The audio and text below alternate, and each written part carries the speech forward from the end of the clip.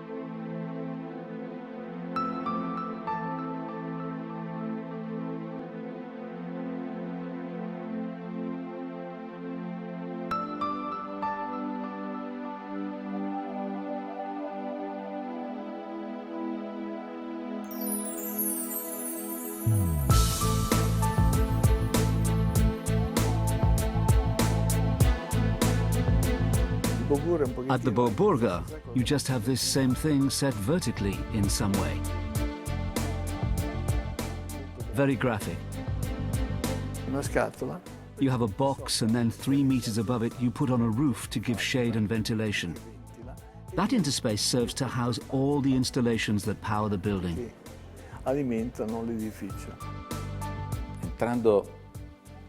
Coming into work every day, I see this extraordinary piece of architecture made in 1971 by Renzo Piano.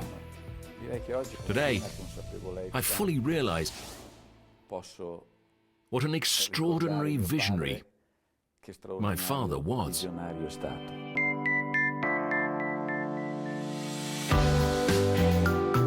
Adventure, challenge, innovation. Piero Buselli was so modern that he even preempted the Pompidou Centre at his own house.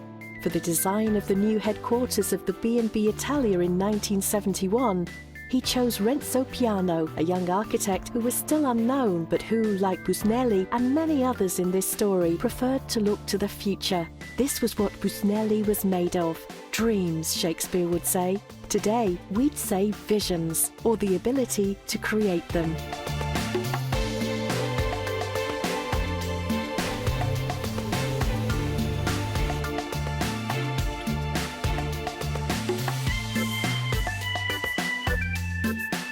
Italians work for enjoyment.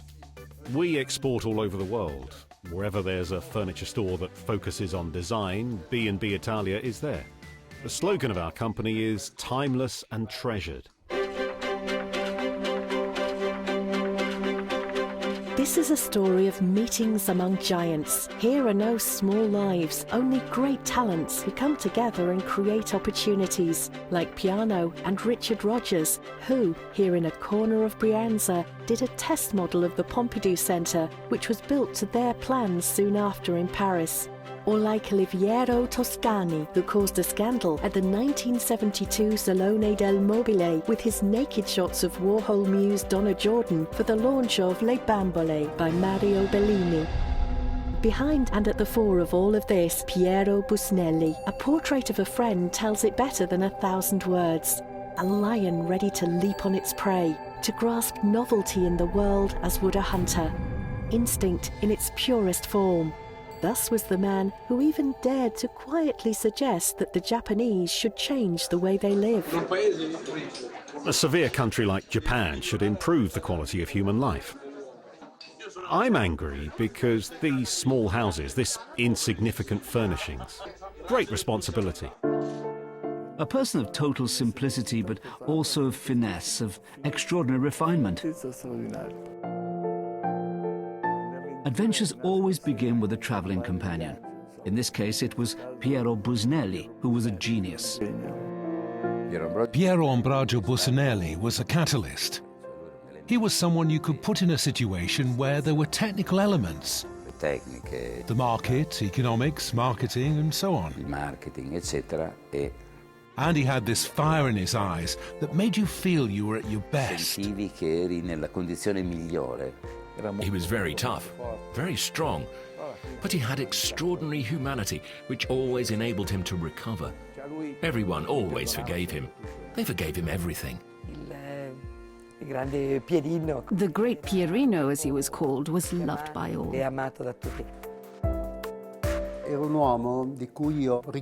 He's a man whom I remember especially for his great intelligence, even so genuine, but an immense intelligence and a prodigious curiosity. He was attracted to everything. He was hungry for information, hungry for opportunities. He always spoke of innovation, of the need to innovate. And innovation embraced all fields. He always took the bull by the horns. Anything. Any problem, he had to solve it immediately. And he was a man who had the authority and the charisma, which has cast a long shadow over the company that he started. You could see his vision and the sense of being determined to get things right. He started something special. The thing about Buselli, designer Marco Zanuzzo once said to journalist Giorgio Bocca, is that he has the lightning reflexes of a Formula One driver. He decides on the spot, see before understanding, instinctively decide the road to take. No hang-ups about culture, despite the 5th grade education, an extraordinary nose. There was this strong relationship between construction technique and expression. And basically success has always been there. There was always this strong investment in technology, but not as an end in itself. Technology was a means to invent form.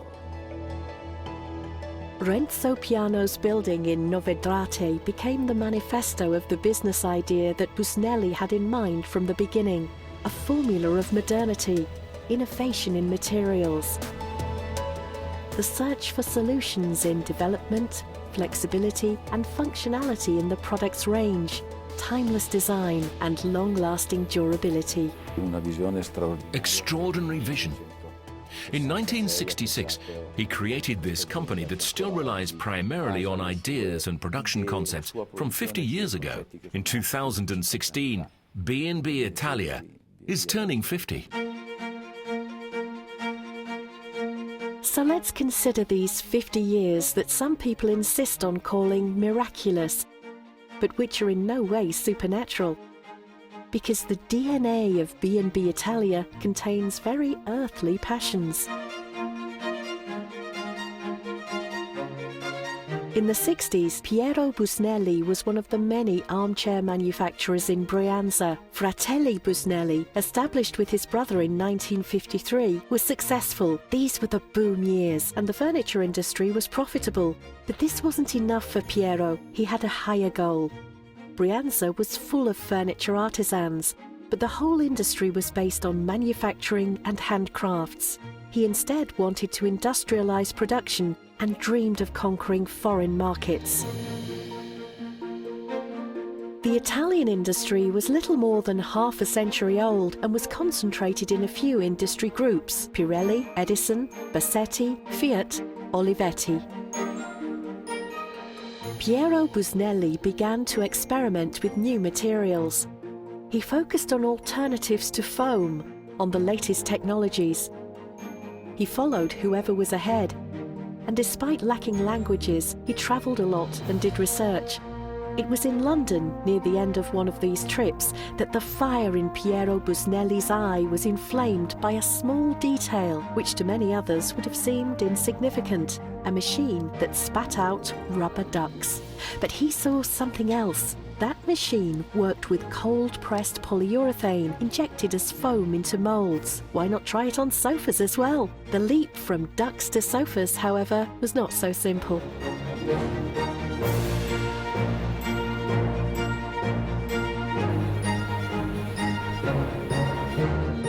Polyurethane had been invented by Dr. Otto Bayer in 1937. But when the unknown Buselli came knocking on the door of German pharmaceutical giant Bayer, he was sent back to the Italian dealers. Piero Buselli would go it alone. More investment and research was needed. His brother was not convinced and did not support him. Piero left the company, and on the 13th of April 1966, his new adventure began. It was the day of his 40th birthday. In 1966, I left my old company, leaving everything to my brother. With the money he gave me, I started off alone with only 10 people. Workers and office staff I took from the company. 10 loyal followers. Then, one day I got a call from the gentleman of Cassina, the industry leader.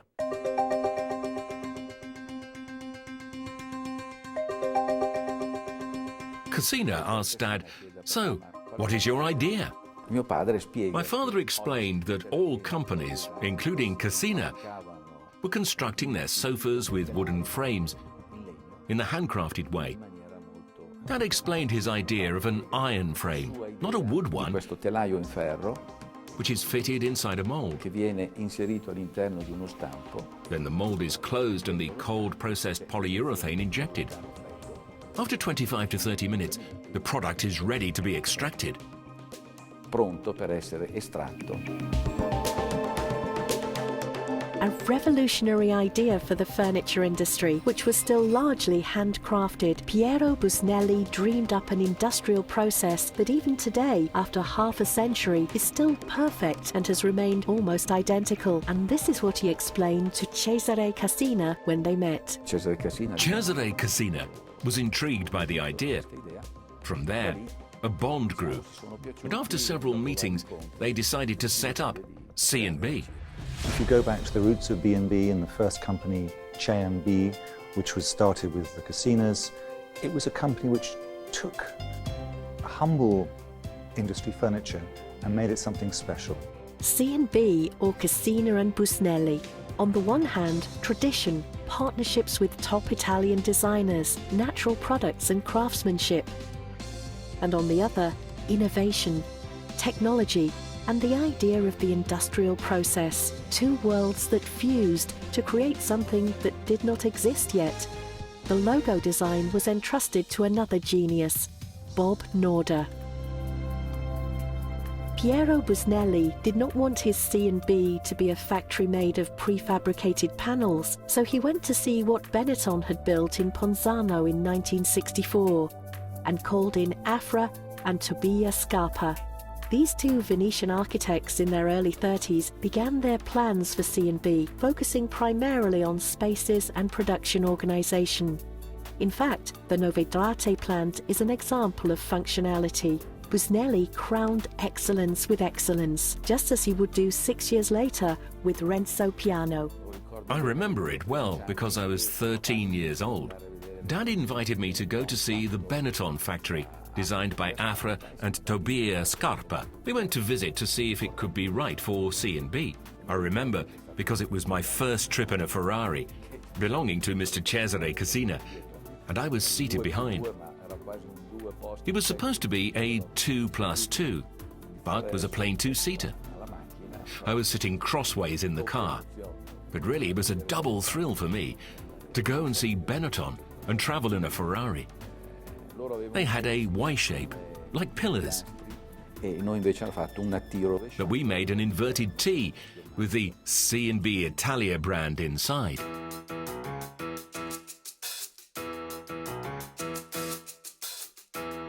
Buselli used technology to open up new creative possibilities for the big names of the Cassina world. Gianfranco Frattini, Marco Zanuzzo, Vico Magistretti, Mario Bellini, and Afra and Tobia Scarpa. The latter pair were responsible for the first design intended entirely for industrial mass production, the Coronado. Constructed in parts to be assembled with only 2 screws, it was perfect for shipping worldwide. Buselli scored a bullseye with Coronado. It was the symbol of a new industrial culture. It was the first sofa where every metal structure was embedded in the polyurethane. This time, the doors of Beyer opened wide for the man who created the first polyurethane sofa. Thus, a new partnership with the German company began and would last for many years. The first Coronado advertisements aimed to highlight the revolutionary industrial process. Subsequently, the focus was on comfort and durability. Another award-winning piece from 1966 was the Amanta, designed by Mario Bellini. Ricordo che quasi da subito I remember that preso I very quickly picked up a piece of paper as I was walking, and I drew what would become the Amanta. le presse per fare le scocche. Regarding the presses for making the frames of the Amanta chairs and later the Amanta tables, rather than taking a normal press of 500 tons, which was sufficient to make the products currently in the collection, he decided on a 1,500-ton press. This was another thing inherent in Dad's strong character. He actually completely changed the way to produce. We now had a company with industrial processes. The next 5 years produced some of the icons of Italian design, thanks to new technologies. Each project was in turn supported by innovative advertising campaigns, led by art director Enrico Trabacchi, creating pieces that would become history. Enrico Trabacchi worked mostly with graphics and slogans, as seen in the irony of campaigns about the technology coup taking place at C&B. Another key historical image is the Lombrico of Marco Zanuzzo, infinitely modular units, a sofa bench concept for a society where the idea of public space was at the fore. Then in 1969 came the Up by Gaetano Pesce, still an icon of contemporaneity. The Up was revolutionary, both for its use of polyurethane technology and how it was offered to the market. It was delivered vacuum-packed like a giant, colourful slice of cheese, and once the packaging was opened, it regained its real shape as envisaged by the designer, and the presentation of Up was a call to action. You were invited to animate these objects by Gaetano Pesce with your presence, to impress on them a meaning, to exploit their possibilities, to observe them going up. I was 28 years old when I did this chair, which was the first functional object with political significance. The Up is famous because it speaks of the woman constricted by male prejudice. I think the chair really was a strong comment on society. Mario Bellini tells us how he created his Le Bambole series in 1972 when Trabacchi brought in Toscani. Le Bambole is like a multiform pillow, i.e. not designed with a structure of headrests, armrests, backrests, etc., but as a single object. It was an absolute first, the first time a sofa was made simply as a padded cushion and nothing else.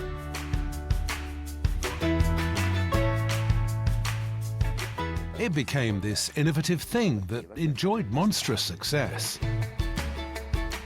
It was Toscani's idea to use this model, who was also one of Andy Warhol's models, and the thing was censored at the Salone del Mobile, the president of Cosmizzoid, and had a black stripe put over it.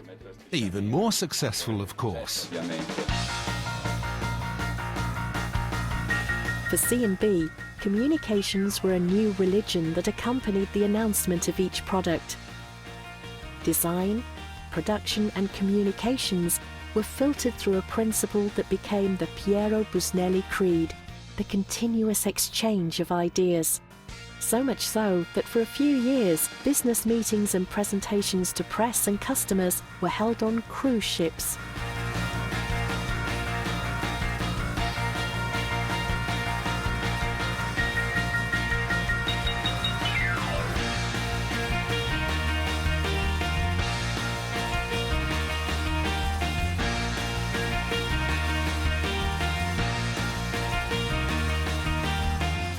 And the summer holidays saw business colleagues become friends who would spend leisure time together. That was the era, in the late 60s and early 70s, when C&B earned the first of its 4 Compasso d'Oro.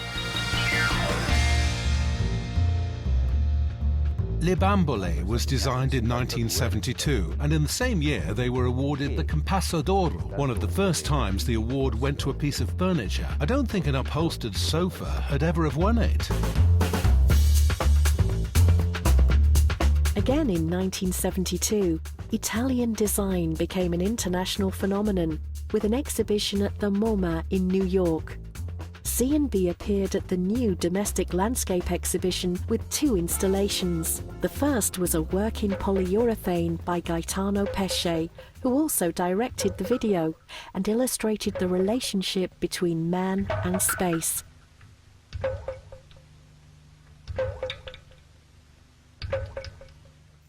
The second was the Kara Sutra, Mario Bellini's single-space concept vehicle, an ancestor of the modern minivan.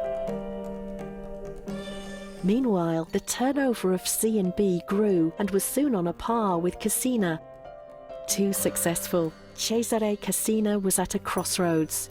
Piero Buselli recounts those days of 1973. What happened is that after 5 years, with Cassina's designers and my technology, C&B Cassina and Buselli became bigger than the mother company. From that point, disagreements began because Cassina's #1 competitor was C&B.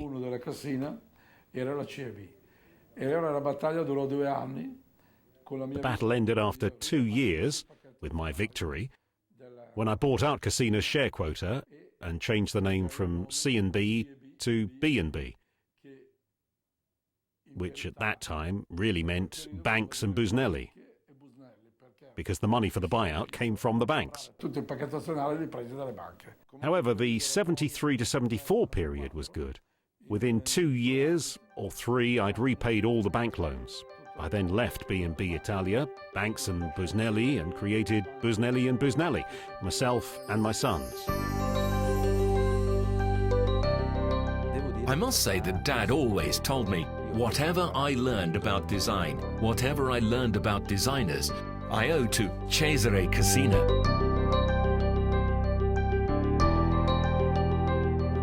When Dad bought the company, he needed executives. When I eventually finished school and was about to go to university, he said, "Look, Giorgio, I need you. Join me into the company." So in 1973, I came into the company, working in the research center. From there, I started my career at B&B Italia. With the birth of B&B Italia, the R&D centre was set up at Novedate, that within C&B had immediately taken on a key role in relations between designers, business, technology and production. It emerged from the experience of those first 7 extraordinary years and soon embraced marketing and communications. And it was in communications that B&B Italia beat another record.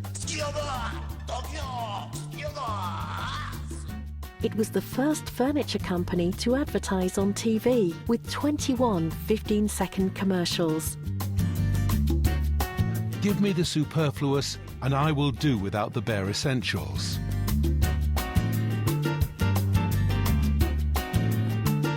B&B Italia, a Landa sofa. One product that was highly innovative and reflective of changes in everyday habits was the Alanda by Paolo Piva, a designer who in the early 80s worked in direct contact with the Research and Development Centre. Alanda was first a sofa, then a bed, but even as a piece of furniture, it was a machine with a mechanism, designed and patented in details by the R&D Centre. You move it with simple actions to adjust the headrest, armrest and bedside table, according to the wish of the body. I want to emphasize that this centre was a melting pot of ideas, of discussion, quarrels and disagreements. That's where the B&B Italia philosophy was forged. The R&D Centre is the heart and mind of B&B Italia. Di B&B.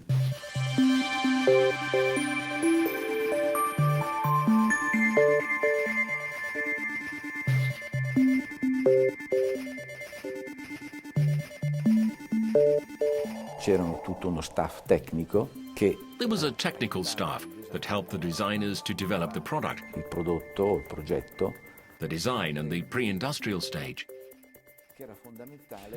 It was essential before sending it to production, which was not equipped for such dialogue.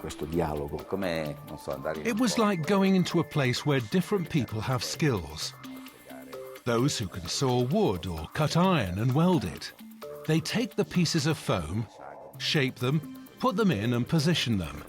Someone else stitches the cloth.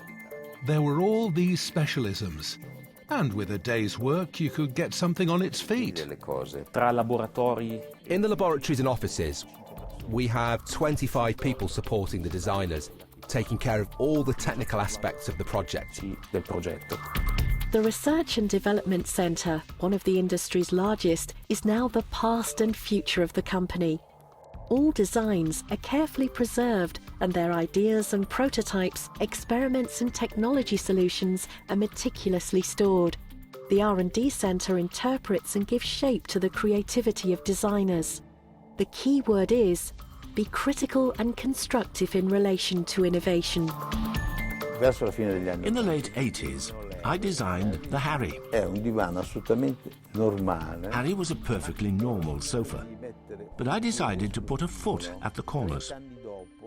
30 years later, this feature seems absolutely normal. Today's sofas that have a metal foot on the corner seem absolutely obvious and natural. Sometimes that's the secret of design, when innovation emerges from the littlest details. The research centre is very important for B&B Italia. I think it's a fantastic thing for a designer. It's very soft. It's perfect. That's better. Coming to the research development office in Novedrate, it's incredible. I mean, how I get welcomed by them and how they really assist me from the first sketches. It's very interactive, it's very supporting, and I learn a lot from them, or I give a lot to them as well. So I believe it's a perfect teamwork. And at the head of this team, known to all designers who've set foot in B&B Italia, are Rolando Gola and Federico Buselli, men of few words who for over 40 years have worked day by day, not only with designers, but with advances in technology, market laws, social and aesthetic changes. And the younger generation, like Giorgio's son, Massimiliano Buselli and Ambrogio Spotti. No question, and Rolando and his team are absolutely the best. They have the vision to see the idea. They can see the idea from a very simple card mock-up. I think that shows the kind of years of experience they have in working with design. So they don't need to see a fantastic rendering with everything finished. And we had lots of little blue foam models, and we were very excited when we were presenting it to Max and to Rolando. And I remember Rolando just putting his finger on the model and it tipping up like that, and he was saying. And then, of course, you feel, like, oh my God, okay, And then he says, don't worry, we'll find a way. And so by the end of the day, we had a full-size wooden model, mock-up, and we were trying to figure out how we could position the legs, what we could do to try and mitigate any form of tipping. And then we found a way. When we receive a design idea, we don't waste our time trying to understand its real potential on paper. We start the prototyping process straight away. To tell us how B&B Italia turns an idea into a successful product, we have Naoto Fukasawa with Papilio, a chair inspired by the wings of a butterfly. First, we found some kind of outline of the Papilio, but it has a leg in the bottom, and it's not really strong yet. And we discussed about, okay, how about more kind of monolithic foam? So then every time I go to the CLS, they already prepare the three-dimensional paper drawing attached onto the conical shape, then give me the pen to cut out the one in the real. So I was very enjoy that too. So it is like a real sculpture. I think that, of course, when we saw the prototype, I was so surprised because it was very close to our vision, and yet it was better than how I imagined it to be. The R&D Centre is also responsible for the corporate image worldwide and coordinates all the advertising campaigns, catalogues and the website. It organises all the events and exhibitions and also supports the entire distribution network and helps organise and coordinate all our flagship stores. And it was for the constant work of integration to combine the values of scientific and technological research that in 1989 B&B Italia received the 4th Compasso d'Oro, the first instance of the award going to a company. An award plays a key role in the development of Italian design.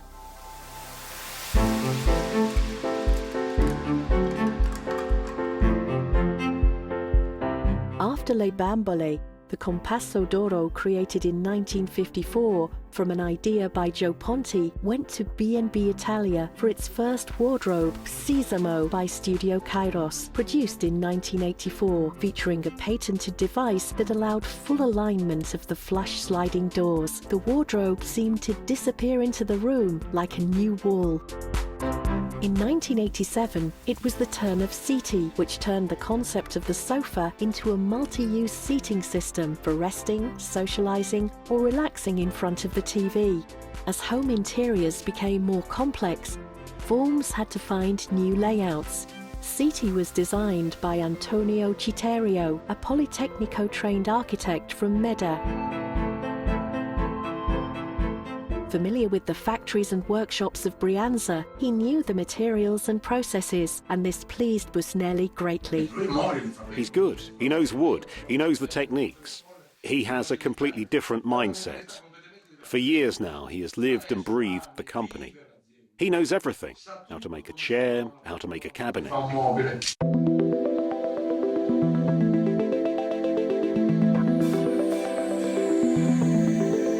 By 1987, Citerio had been with the company for 10 years, and he shared Piero Buselli's passion for looking clearly at the reality of now in order to design the world to come. The settee was a great evolution in sofa typology. At that time, I could see what was happening. We used the sofa for eating, watching television, listening to music, and sleeping. I knew the problem was not to find a form, but at a conceptual level, to think of a new typology. This is why I started doing these long sofas. The innovation of that time has become commonplace now.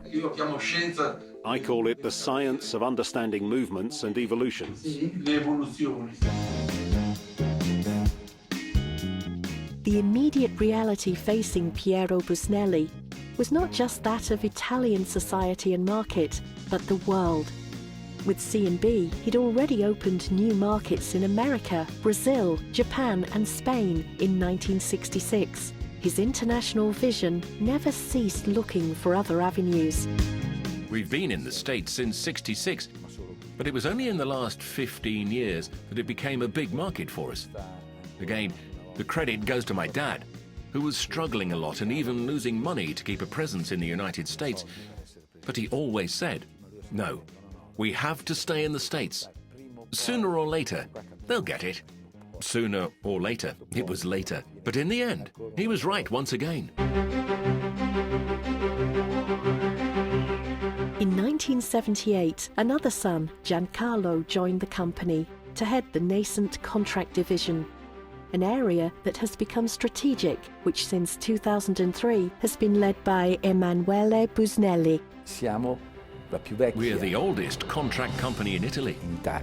Not just the home, but hotels, offices and showrooms. The R&D centre proved decisive in a sector that demands not just products, but also services and solutions for each problem. B&B Italia became a benchmark brand in international design. The first venture was the Meridian Hotel in Kuwait, then came many more. The Puerta America in Madrid, the Amman Canal Grande in Venice, the Mandarin Oriental in Barcelona and Milan, the Hotel Gallia in Milan, and the Bulgari in London and Milan. Major exclusive hotels around the world with outside conversation spaces furnished by outdoor collections, such as Patricia Orchiola's Canasta Armchair range, launched in 2007.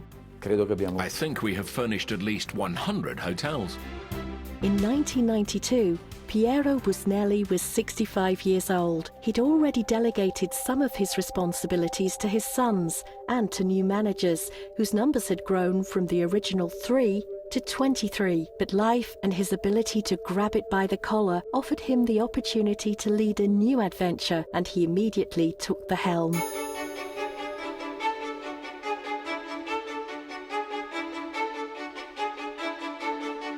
B&B Marine nasce da un incontro. B&B Italia Marine grew from a chance meeting I had with Piero Buselli, dove io gli chiesi di collaborare con where I requested the collaboration of his research center, di ricerche which I knew was very advanced, on a project I was doing for Costa Crociere, involving 2 cruise ships. dalla Costa Crociere di 2 navi da crociera. Ero presente anch'io. I was also at this meeting. Dad couldn't believe he had this opportunity. It's all yours, the entire R&D team. Tell me when to come. I'll come down with my people. And from there, we set up B&B Italia Marine, owned 50-50 with Costa. We have since become world leaders. We did 32 cruise ships, managed 100% directly by Dad and my brother Emanuele, who joined in those years. It wasn't an easy venture. B&B Italia Marine Enterprise drew upon all the experience gained over the years, the research centre, the contract division, and the quality of the design work. When he set off on his new venture, Buselli delegated key roles to his sons. With the beginning of B&B Italia Marine, Giorgio was given control of the firm's home division.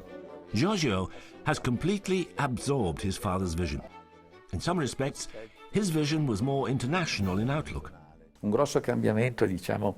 I convinced all the family about one big change I felt necessary.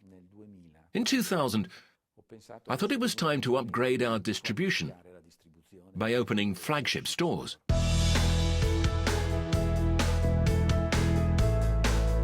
London, Paris, Milan, New York, Beijing, Taipei, Munich, Tokyo. The international vision of Piero nurtured the intuition of Giorgio Buselli, who in less than 20 years put B&B Italia in 79 countries, with 86.6% of exports.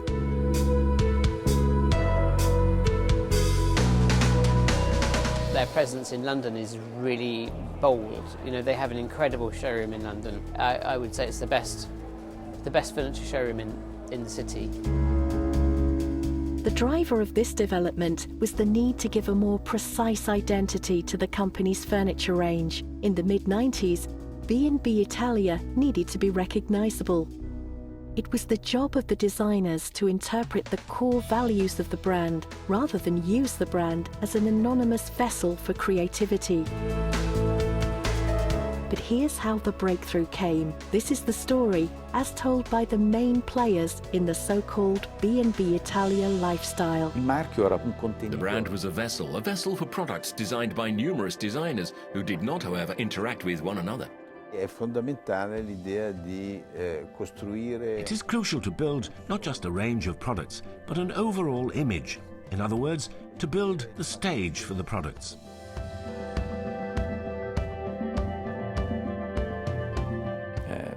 Antonio Citerio said to me, "Giorgio, we should find a place to display all the products in, so we see what they look like together." What was immediately clear was the difficulty of putting all our products together. So it crystallized this concept of promoting a well-defined lifestyle when making a product for B&B Italia. I think it's fair to say that when you're a designer working for B&B Italia, your product should look like it belongs in the family of B&B Italia, but should retain the signature of yourself, your own endeavour. You know, the mother and the father bears the child in the end. You know, it's not just the designer that gives these things. Design had lost its fear of association with fashion. It borrowed its best ideas. In this case, the strong image and the unique, recognizable style brought into the showroom in this building, designed in 2002 by Antonio Citerio and Patricia Viel and dedicated to Piero and Brojo Buselli. B&B Italia now employs 500 people and has a turnover in excess of €154 million. 3% has always been reinvested in research. The 50 years we've recounted here have given rise to over 1,000 designs. In the furniture industry, we also seek out evolution in relation both to typology, because we change the way we live, and technological evolution. With the leather taut. Antonio Citerio is the designer who's given continuity and vision to the choices of B&B Italia. In recent years, the company has partnered with internationally renowned names in international architecture. They include Zaha Hadid, who designed the Moon system in 2007, and David Chipperfield with his Poser collection, inspired by the Marquis von Poser, hero of Schiller's Don Carlos. Today, a total of more than 20 international designers work for B&B Italia. The exchange of ideas on designs continues inside and outside the R&D centre. But how is this final choice made today? Who has the final say? Who decides at the end of a development path whether an idea will go into production? L'ultima parola purtroppo spetta a me, non posso. I unfortunately have the last word.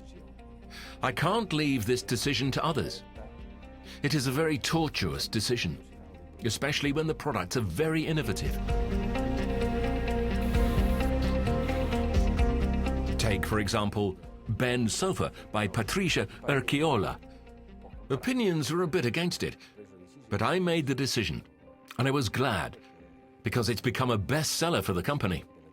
I have these funny pictures of the process because this object, this wave, really irritated us. I'd say, no, I don't want it like that. We'd file it down, don't put in metal parts, take out everything that's not needed. In the end, we figured out the form, and it did have character. The cover had a certain rigor, its own logic, and the mold was fantastic. The product came to the market with a very interesting price in a moment of recession.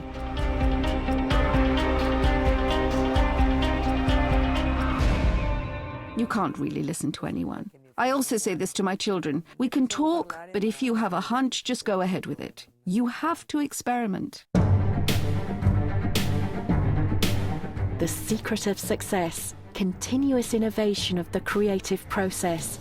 B&B Italia is undoubtedly a success story, but one led by passionate, adventurous men. And maybe this is why there's never a trace of arrogance. In this family saga, rooted in Brianza, no one ever thought that what had been done yesterday would suffice for tomorrow. And it's probably why Giorgio Buselli, looking to the challenges of the global markets and seeking to stay true to the international mission of the father, has in recent years taken the most difficult decisions of his life. First, in 2011, the termination of its partnership with the Opera private equity fund, which had joined B&B Italia without, however, sharing its philosophy. And now, accepting the new partnership with Invest Industrial, which will give guarantees for international growth and industrial development. Giorgio Buselli remains at the helm of the company. The world changes for design. Design keeps changing its shape, its relevance, what it means. It's amazing to see now how many of B&B Italia's designers are not originally from Italy. And in that context, a company can't stand still. It has to find ways to operate in a new world. And that means financial partnerships, relationships, the understanding that the world has to change and move on. I think the time has come to think of the company beyond the family. Riuscire a traghettare. To be able to guide the company towards a broader dimension, where it is no longer dependent solely on the hierarchy, but has its own management system that can implement, obviously through a CEO, decisions that are in any case no longer tied to one person. Comunque ad una persona. Giorgio Buselli has chosen a group that provides not only financial investment. There's too much life, too much family energy in B&B Italia to let the future be only a question of money. Giorgio wanted the pursuit of a vision, a long-term project without geographical boundaries. My decision depends on the love that I have for this company. I think of all the people who are still here, who helped me to bring B&B Italia to where it is today. I told myself, you have to think about it now and not at 75 when perhaps you're no longer in a position to choose, but you are chosen. Giorgio Bocca wrote after a meeting with Piero Buselli, "Until yesterday, I thought that making furniture in Brianza was a matter of glue, wood, varnish and money. Now I'd say it's something quite different, with characters from the new frontier, rough at the edges, but with a ready imagination, vital, open to adventure, to risk, almost incredible in this country of bureaucrats." Per me sarà This will be the last thing I'll do. So for me, it was very, very difficult. To think that for many years during Dad's illness, I always wanted to protect him. And now, during this decision-making process that has taken about 9 months, I've spoken to him practically every day. Give me a sign. Tell me if I'm doing the right thing. However, I'm at ease with myself. Knowing him, he would have done the same thing, because in his life, he embraced every challenge.